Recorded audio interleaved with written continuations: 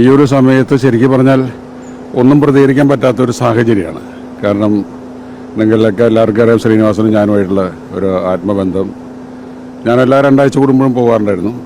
ഇപ്പോൾ മിനിഞ്ഞാന്ന് സംസാരിച്ചിരുന്നു. അതിനിടയ്ക്ക് പുള്ളി ഒന്ന് വീണു, എന്നിട്ട് നടക്കാൻ ബുദ്ധിമുട്ടുണ്ടായിരുന്നു. അപ്പോൾ അത് കാരണം ചെറിയ സർജറി കഴിഞ്ഞു.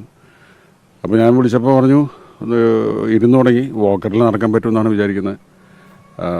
പിന്നെ അപ്പം എപ്പോഴും പോകുന്നുള്ളൊരു തോന്നലുണ്ടായിരുന്നില്ല. അപ്പോൾ ഞാനെപ്പോഴും വന്ന് പുള്ളീനെ ചാർജ് ചെയ്യും. കാര്യം 2 ആഴ്ച കൂടുമ്പോൾ വീട്ടിൽ പോകും, രാവിലെ തൊട്ട് വൈകുന്നേരം വരെ അവിടെ ഇരിക്കും. അപ്പോൾ വളരെ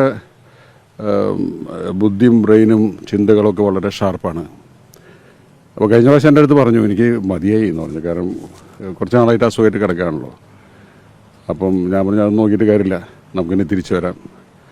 അപ്പം ഈ തെരഞ്ഞെടുപ്പ് കാലത്ത് ഈ സന്ദേശം വളരെ വീണ്ടും ഇതിൽ വന്നപ്പോൾ ഞാൻ പുള്ളിയോട് പറഞ്ഞു അത് ഓക്കെ.